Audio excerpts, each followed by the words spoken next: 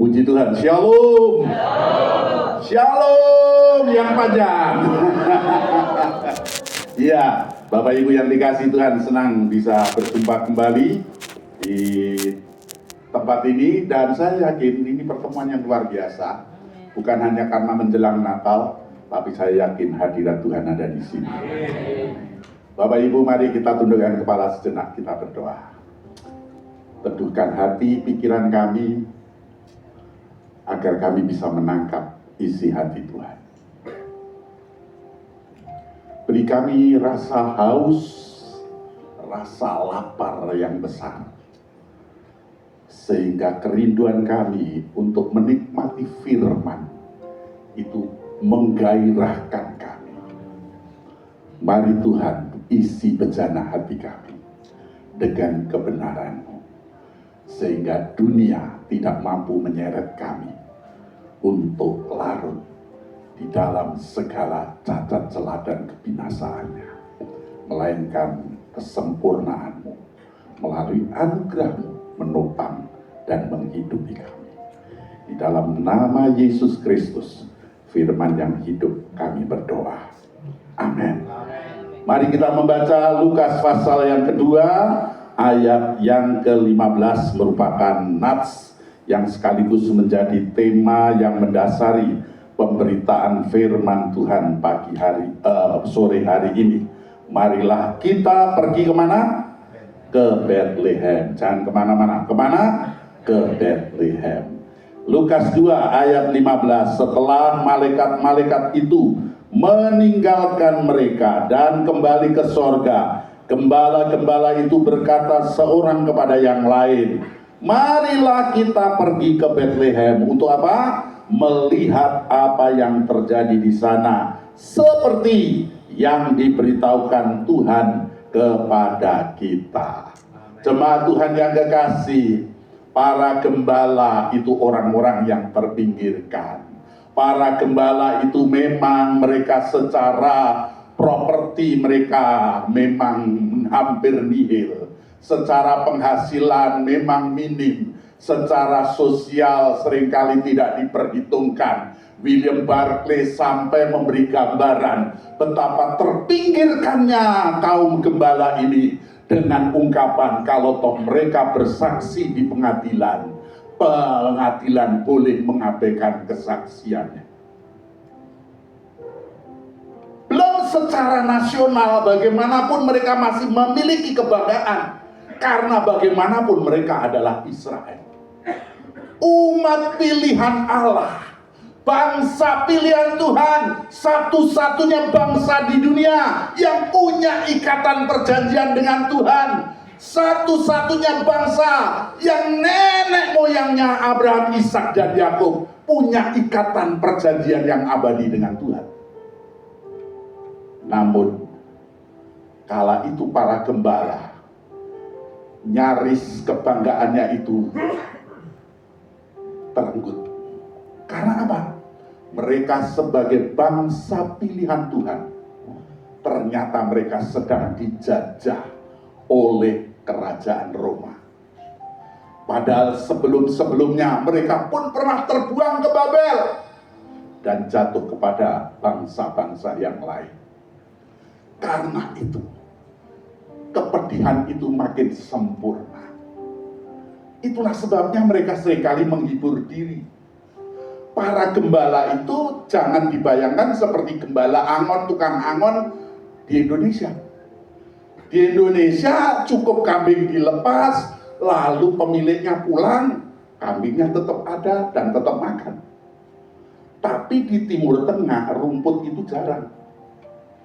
Karena itu tidak jarang mereka bergerombol, lalu kemudian mereka jauh dari tempat asal mereka. Itulah sebabnya mereka seringkali di malam yang dingin saling menghibur diri, berdiam di tepi api sambil bernyanyi-nyanyi, menghibur hati yang pedih. Tapi malam itu jadi malam yang luar biasa. Malam itu tiba-tiba terang benderang menyala, wah! Dan tiba-tiba terdengar suara yang merdu. paduan suara sorgawi, bala tentara Allah dengan cahaya yang gemerlap. Mereka antara takut, senang, bingung, kagum, campur aduk jadi satu. Namun semua itu ternetralisir ketika ada suara, jangan takut. Hari ini telah lahir bagimu siapa? Juru selamat. Namanya yaitu Kristus Tuhan di kota Daud. Dan engkau akan menjumpainya di Betlehem. Bayi itu dibedung dengan kain lampin dan dalam palungan. Lalu ketika malaikat itu sirna, mereka masih tinggal dalam kekaguman antara mimpi dan kenyataan. Tapi mereka saling menyadarkan diri. Ayo kita sekarang pergi ke Betlehem. Pergi ke Betlehem adalah suatu perjalanan rohani. Pergi ke Betlehem bukanlah sekedar fisik yang berjalan menuju ke palungan, tetapi perjalanan rohani yang penuh dengan kesadaran. Di Betlehem ada pengharapan baru.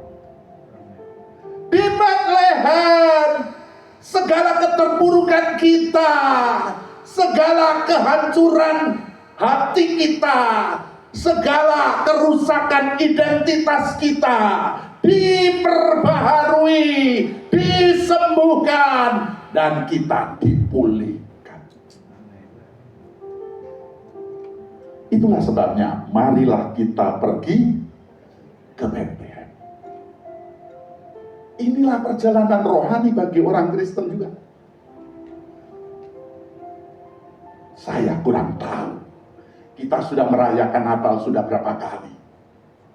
Saya kurang tahu apa yang Anda alami selama Natal itu. Tapi malam ini saya ingin pastikan kepada Anda harus berjumpa dengan Yesus Kristus. Sebab tanpa perjumpaan dengan Yesus Kristus, engkau tetap tinggal dalam kehancuran dan kegelapan. Engkau tetap tinggal dalam kenistaanmu sebagai orang berdosa. Tapi hanya berjumpa dengan Yesus, ada pembaharuan, ada pemulihan, ada jati diri yang baru. Hei para pendosa, engkau akan dijadikan orang benar. Karena perjumpaan dengan Yesus itu mengubah segalanya. Sampai sekarang saya tidak pernah berhenti bercerita. Saya pernah menerima kartu nama. Tapi kartu nama ini berkesan banget. Bukan karena siapa yang memberi. Yang memberi memang orang yang saya hormati. Tetapi yang membuat kartu nama ini bernilai dan tertanam dalam hati saya. Karena di balik kartu nama itu ada tulisan, mengenal orang hebat, membanggakan hati. Mengenal Anda menyenangkan. Tapi mengenal Yesus itu mengubah segalanya. Saya membaca kartu nama itu, tangan saya bergetar. Tuhan, betapa beruntungnya aku boleh mengenal Engkau. Tapi jujur, yang beginian ini tidak gampang kalau Roh Kudus tidak bekerja. Anda tahu saya siapa? Saya anaknya pendeta. Saya sejak kecil baik-baik saja. Bahkan saya dianggap malaikat kecil, diperlakukan setengah dewa oleh jemaat. Karena itu, mengakui saya orang berdosa, itu bukan hal yang gampang. Dan pergumulan yang sama dialami oleh mereka yang merasa jadi Kristen keturunan. Nenek moyangnya Kristen, pendahulu-pendahulunya adalah pendiri gereja, dan orang-orang yang dia hormati semuanya adalah tokoh-tokoh gereja. Sehingga ketika kita terlahir jadi Kristen, kita ngomong ya wajar kalau saya beragama Kristen. Tapi dengar, saya ingin ingatkan kita semua, buang semua kebanggaanmu itu. Buang semua kebanggaanmu itu. Sebab semua kebanggaanmu itu menjadi penghalang untuk engkau mengenal Yesus Kristus.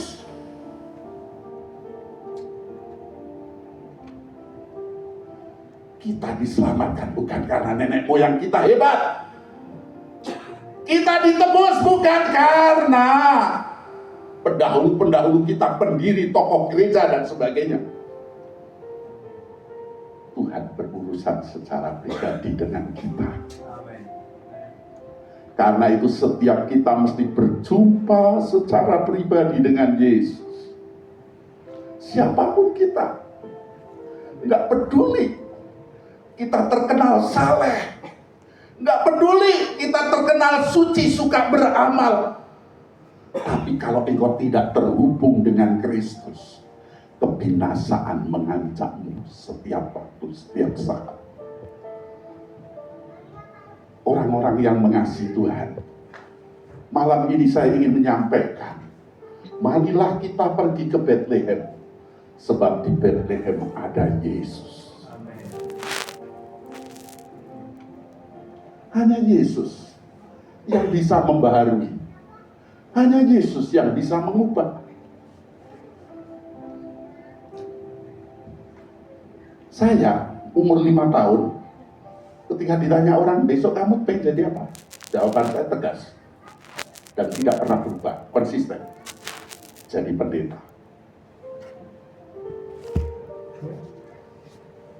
Umur 10 tahun, jadi pendeta. Lulus SMP, jadi pendeta. Bahkan keinginan untuk menjadi hamba Tuhan itu tertanam dalam hati saya. Tapi jujur, saya butuh pengalaman rohani berjumpa dengan Yesus secara pribadi. Kelas 2 PGAK, saya mungkin di sini ada teman saya PGAK. Kalau ada, boleh angkat tangan. Waduh Bu, kapan reunian ya? Saya kelas 2 PGAK.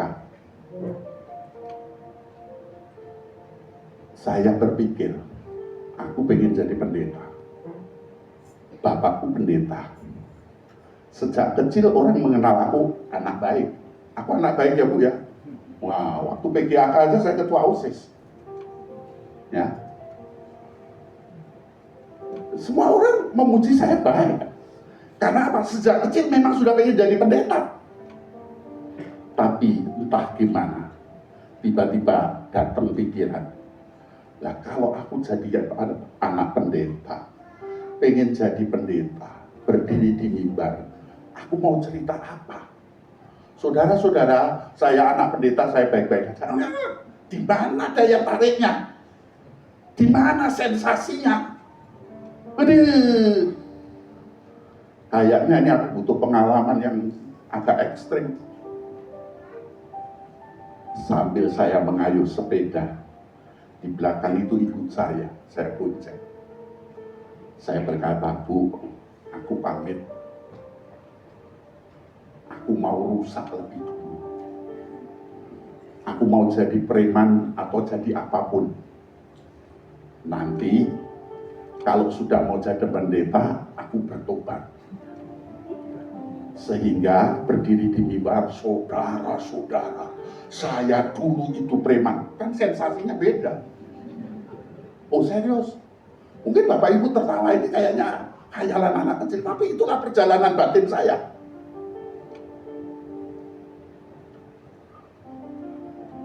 Apa yang dilakukan ibu saya diam. Tapi saya tahu ibu saya berdoa. Saya punya ibu tidak terlalu pintar, tapi pendoa yang luar biasa.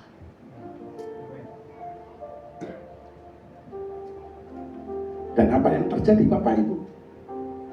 Entah tepatnya kapan, saya sudah tidak ingat. Tapi suatu ketika tiba-tiba ada suara dalam hati saya berkata begini. Jadi kamu ingin melayani aku? Aku ngomong, aku yakin itu suara Tuhan. Batinku pun berkata, ya Tuhan, aku mau melayani Engkau. Tapi kamu mau mengandalkan kekuatanmu, aku tidak mau pakai. Wush. Ketika ada suara sepertinya aku tidak mau pakai, udah terlanjur jadi milik dunia, ya kan? Terus mau datang sama Tuhan tidak mau pakai. Terus jadi apa ini aku? Roh Kudus mulai menyadarkan saya. Melayani Tuhan jangan mengandalkan sensasi. Melayani Tuhan jangan mengandalkan experience, pengalaman. Mengandalkan Tuhan, itulah yang seharusnya terjadi. Hari itu yang aku tahu, aku punya pengalaman baru bersama dengan Yesus. Aku dibaharui, aku dipulihkan, dan aku mau melayani Tuhan setulus hati. Mari kita pergi ke Bethlehem supaya kita dibaharui, dosa kita dibasuh oleh darahnya, jati diri kita diubahkan dari seorang berdosa menjadi Allah-Allah. Dan lebih daripada itu, hidup kita yang sia-sia karena arah hidup yang salah ditujukan kepada arah hidup yang benar, sehingga kita dijauhkan dari kehampaan, kesia-siaan, dan kita memiliki hidup yang penuh makna, penuh arti, hidup yang bertujuan. Haleluya. Yang kedua, marilah kita ke Bethlehem. Untuk apa? Di Bethlehem memangnya ada apa? Selama ini orang hanya tahu asalnya Raja Daud di Bethlehem, tapi tidak ada sesuatu yang terlalu spektakuler. Tetapi peristiwa spektakuler sudah mendahului pengalaman sang gembala tadi yang berjumpa bala tentara sorga.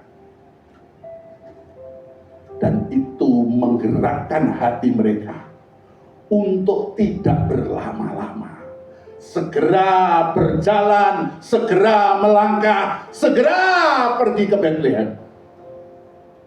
Karena di Bethlehem ada janji Allah yang digenapi. Saya pernah ketemu orang Yahudi di Ambon, di Maluku. Ternyata di Maluku itu ada komunitas Yahudi, bahkan turun-temurun mereka keturunan Yahudi. Ya. Dan yang saya temui ini dari suku Lewi. Dan mereka ngomong kalau mereka generasi ke-13. Dia ngomong, Mesias itu harus memenuhi 2 tanda menurut orang Yahudi. Ya. Yang pertama, harus mengembalikan kejayaan Israel. Karena itu Mesias yang dijanjikan para nabi itu harus memenuhi 2 hal ini. Bagi mereka, semua yang menolong orang Israel menjadi pahlawan Israel itu Mesias. Tapi bukan itu yang dijanjikan oleh Allah menurut para nabi. Yang dijanjikan Allah menurut para nabi adalah mengembalikan kejayaan Israel, itu yang pertama. Yang kedua, membangun kembali bait suci. Karena itu, Yesus adalah Mesias. Dia mengembalikan Israel kejayaannya tidak secara lahiriah. Secara lahiriah sampai sekarang Israel ya jumlahnya penduduknya segitu, ya bang. Tempatnya ya di situ. Siapa yang sudah pergi ke Israel? Belum ada. Sama. Kapan kita berangkat? Ya, Bapak Ibu yang dikasihi Tuhan. Tetapi secara rohani, Israel secara rohani adalah mereka yang menerima berkat dari Abraham, Ishak, dan Yakub. Abraham menerima berkat itu karena iman, bukan karena sunat, bukan karena Taurat. Karena Taurat belum diturunkan. Dan Tuhan membenarkan Abraham sebelum Abraham disunat. Ketika Abraham berkata, Tuhan buat apa semua itu, berkat janji itu? Toh yang menerima bukan keturunanku, paling Eliezer. Lalu Tuhan berkata, lihatlah bintang di langit. Kalau engkau bisa menghitungnya, seperti itulah jumlah keturunanmu. Dan lihatlah pasir dan hitunglah. Kalau engkau bisa menghitungnya, segitulah jumlah keturunanmu. Dan Alkitab mencatat dengan tegas, maka percayalah Abraham dan Allah memperhitungkan sebagai kebenaran. Ayat ini ayat yang terlalu penting untuk kita lewatkan. Sebab ayat ini menegaskan berkat yang daripada Allah diterima Abraham itu karena iman. Yesus itulah firman yang hidup. Karena itu kalau kita percaya kepada firman yang hidup, engkau pun dibenarkan bukan karena perbuatan, tapi engkau dibenarkan karena imanmu kepada Sang Firman yang hidup. Sehingga meskipun mungkin rambut kita keriting, mata kita belok, kulit kita hitam, engkau Israel secara rohani. Mungkin walaupun mata kita sipit, kulit kita kuning, kayaknya tidak ada bau kearap-arapan, apalagi Arapati genap, nggak ada. Tapi engkau adalah Israel secara rohani. Oleh karena itu, melalui Yesuslah janji itu digenapi. Dan kita menjadi bagian daripada Israel yang dikembalikan kejayaannya. Bagaimana dengan bait Allah? Yesus ketika dia menyucikan bait Allah, dari kuasa manakah engkau melakukan semua itu? Yesus katakan, robohkan bait Allah. Dalam 3 hari aku akan membangunnya. Ini memberikan kepada kita kepastian. Sang Mesias itu bukan yang lain. Itulah Yesus. Sebab bait Allah yang dibangun Yesus bukanlah bait Allah jasmania, tapi bait Allah yang rohani. Itulah dirinya sendiri, di mana Yesus sebagai bait Allah dan dia sebagai imam besar yang agung membawa persembahan yang sempurna, sehingga tidak perlu lagi kita datang ke gereja bawa sapi, bawa kambing, bawa burung dara, tidak perlu. Sebab anak domba Allah yang tak bercacat celah itu telah tersembelih di Mezbah Akbar di Bukit Golgota. Darahnya berkuasa menyucikan kita karena dia adalah korban yang sempurna. Karena itu marilah kita ke Betlehem, sebab disitulah janji Allah digenapi. Sang Mesias yang didengung-dengungkan para nabi sekarang ada di hadapan para gembala. Tampaknya tergolek lemah, tampaknya tak berdaya, tapi di dalam kelemahan itulah nampak kemuliaannya. Di dalam perendahan dirinya itulah tampak keagungannya. Dan itu hanya dimiliki oleh iman Kristen. Iman-iman dunia menampilkan yang namanya kebanggaan, ya apa yang bisa dipamerkan, apa yang bisa didemonstrasikan dengan kesaktiannya. Tetapi di dalam iman Kristen, justru dalam perendahan diri itulah di situ kemuliaannya. Ada seorang hamba Tuhan, dia baru saja selesai berdoa puasa di sebuah bukit doa. Dia ditemui, dia berdampingan berjejeran dengan penumpang yang lain dan bertanya, "Pak, Bapak tadi naik dari tempat itu ya?" "Ya, itu tempat apa?" "Ya, itu tempat semacam pertapaan lah." "Oh, jadi Bapak habis bertapa ya?" "Ya, kurang lebih begitu." "Wah, berarti kalau gitu Bapak jadi sakti dong." Wah, lalu sang pendeta ini mulai, "Begini loh Pak, sakti yang Bapak maksud itu bagaimana? Kalau sakti yang Bapak maksud itu orang tegas Bapak paluning pandai landeping Gurindro, ya ora.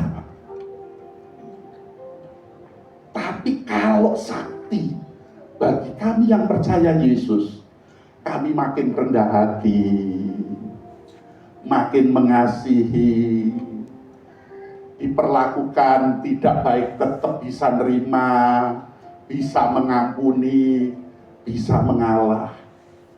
Sakti kami yang begitu itu."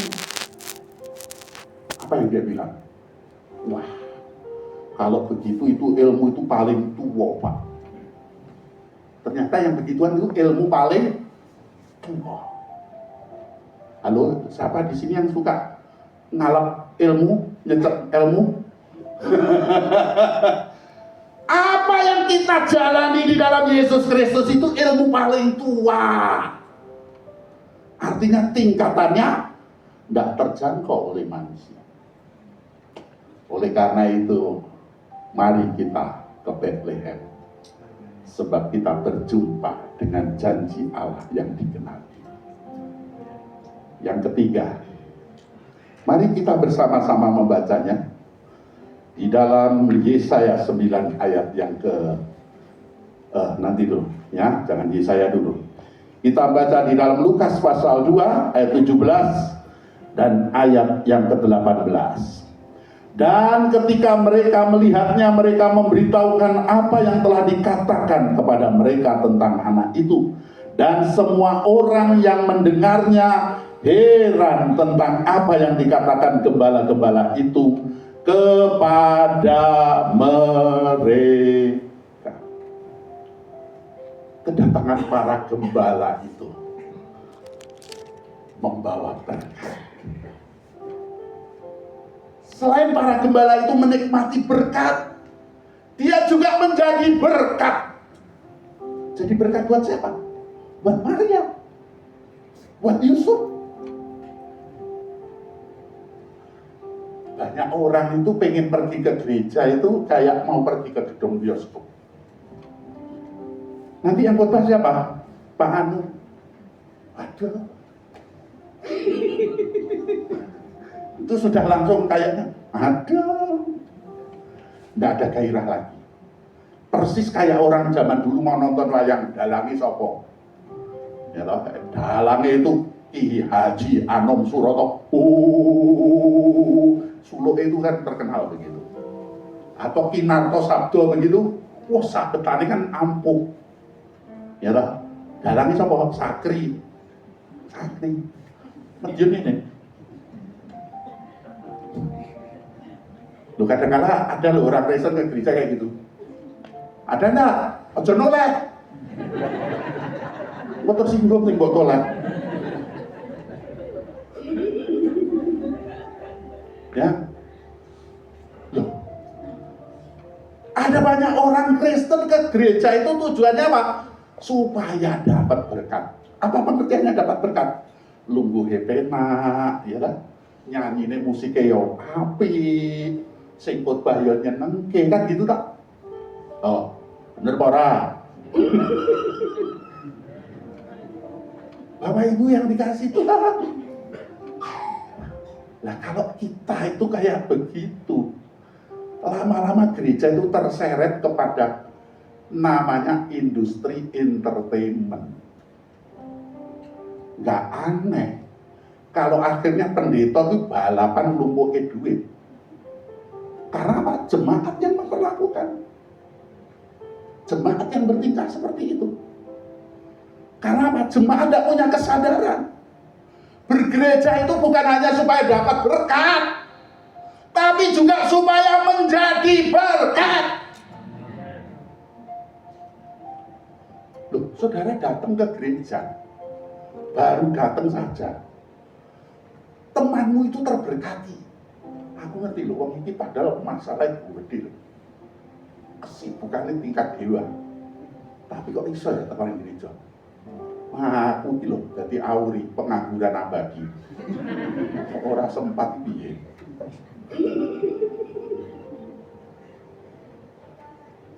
Tanpa disadari kehadiran kita baru muncul aja udah jadi berkat. Tapi sayang, sekarang itu banyak orang Kristen pinter ngomong tentang Alkitab. Ditekoni lulusan mana? Saya ini jamaah al-Yutubiah.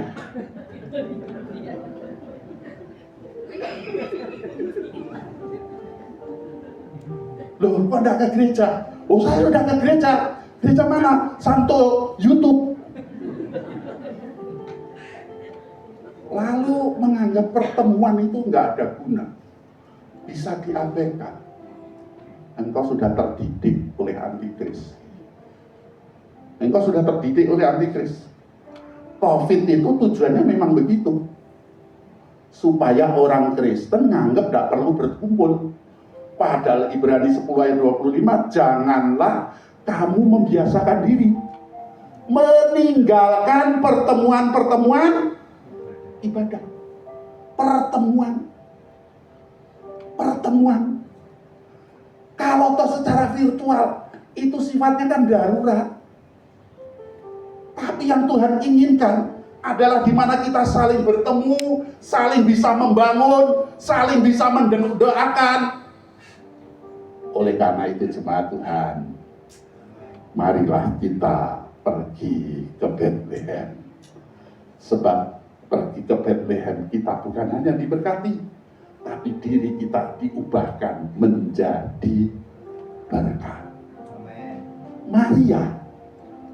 Maria yang tadinya sudah diteguhkan Tuhan lewat berita yang disampaikan Gabriel, engkau akan mengandung. Sejujurnya Maria pun masih bergumul. Nah, aku sesudah melahirkan ini sebenarnya siapa? Halo, kalau saya membayangkan diri saya jadi Maria, saya tetap masih bertanya-tanya. Saya butuh diyakinkan lebih dari itu. Tetapi para gembala itu datang dan bercerita bahwa mereka datang itu karena malaikat yang mengundang mereka, malaikat yang memerintahkan kepada mereka.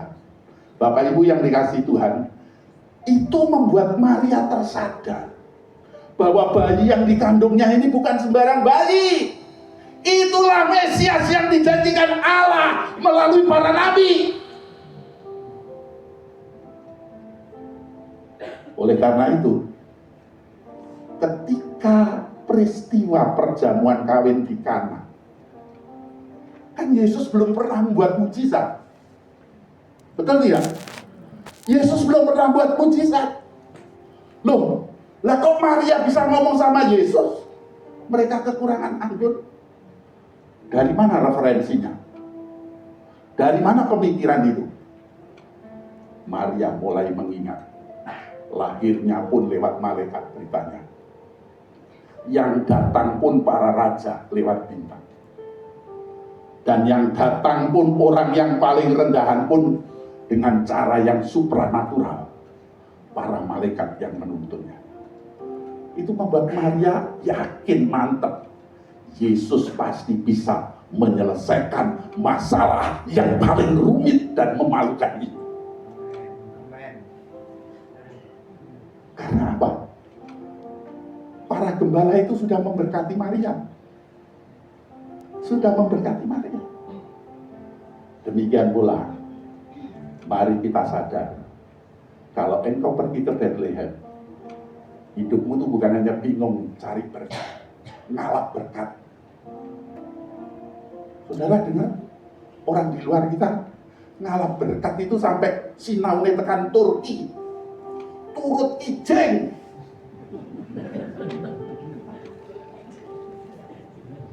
Saben kuburan dinepi ngalap berkat. Loh bener dah, saudara-saudara. Tapi kita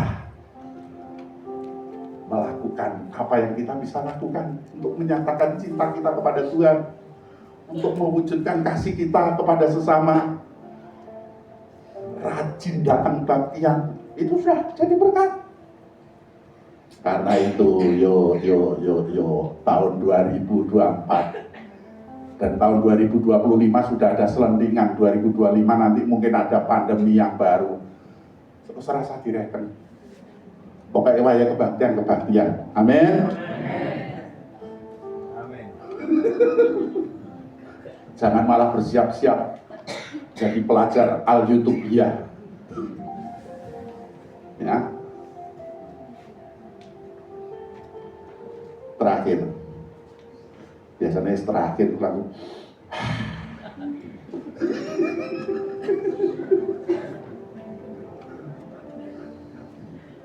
dan yang luar biasa jemaat di sini.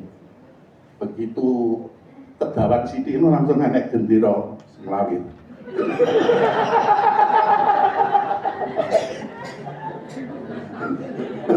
Tapi unik Pak, itu menolong banget para pengkhotbah. Saya di mana-mana orang tahu diperlakukan ngono. Tapi di sini saya mulai mumpung urung metu. Tak omongin di sini.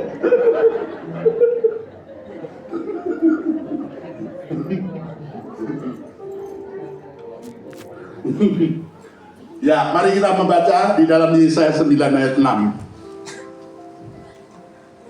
Karena untuk kita telah lahir seorang anak, seorang putra diberikan untuk kita, pemerintahan ada di atas bahunya dan namanya disebutkan Penasihat Ajaib, Allah yang perkasa, Bapa yang kekal, Raja Damai. Natal melalui tema marilah kita ke Bethlehem. Ini mengajarkan kita untuk hidup penuh pengharapan di dalam Yesus. Dan mari kita tinggal dalam kerendahan hati yang tulus. Bethlehem bukan hanya tempat sejarah, tapi tempat Tuhan di mana memanggil kita untuk boleh menjadi terang. Oleh karena Kristus tinggal di dalam hidup kita. Kita diundang untuk meneladani sikap Maria yang menyimpan semua peristiwa itu dalam hati, guna direnungkan dalam kehidupan setiap hari. Marilah kita semua seperti para gembala pergi ke Bethlehem. Sebab implikasi mari kita pergi ke Bethlehem itu berarti nilai-nilai Natal itu harus terwujud dalam kehidupan setiap hari. Nilai-nilai Natal itu harus terimplikasi dalam praktek hidup setiap hari. Bagaimana ketaatan Maria, bagaimana penghormatan Yusuf terhadap nilai pernikahan. Biasanya pernikahan itu berantakan itu karena 3 hal. Yang pertama, karena kesucian. Wah, ini fatal memang kalau karena kesucian. Makanya Alkitab berpesan dengan kuat, ya, kuduskanlah tempat tidurmu masing-masing, dalam Ibrani. Yang kedua, ekonomi. Hari-hari ini ada banyak pengadilan agama melaporkan perceraian meningkat. Karena apa? Toko sepi. Pasar iso tinggi bal-balan.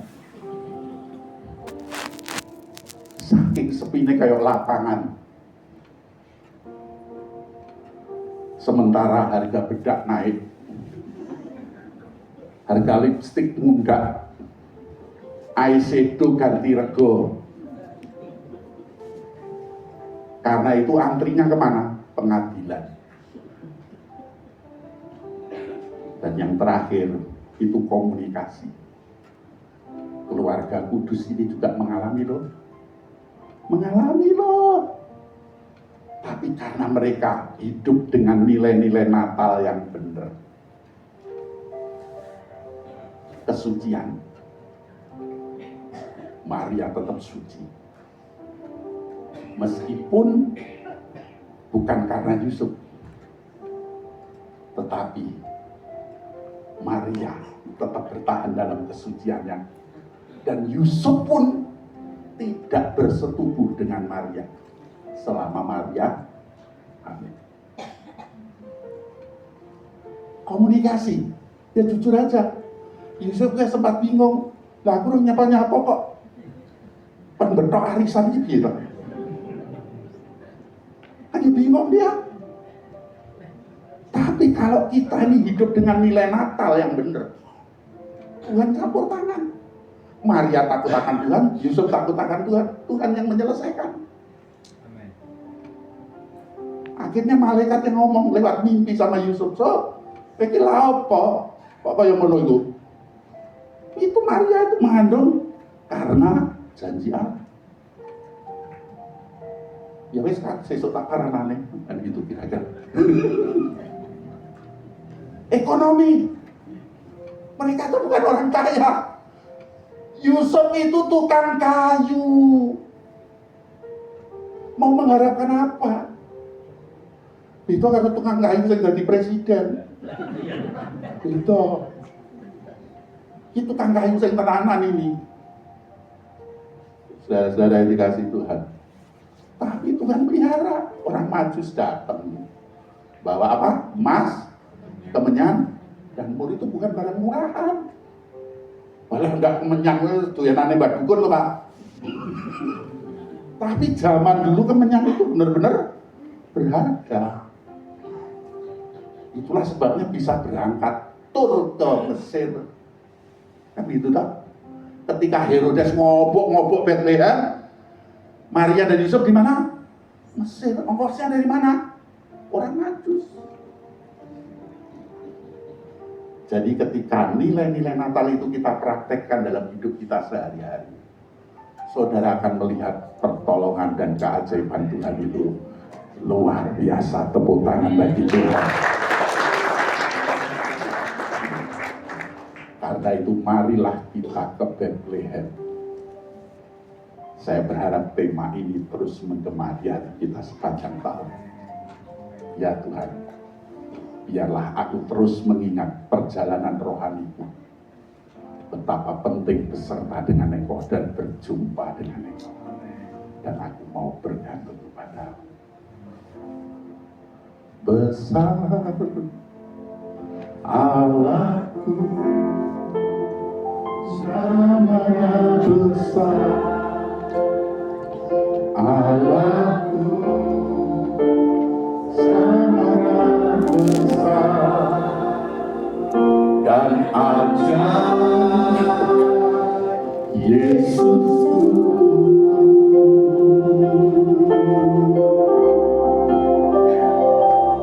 Besar Allahku, nyanyikan besar Allahku, selamanya besar dan ajaib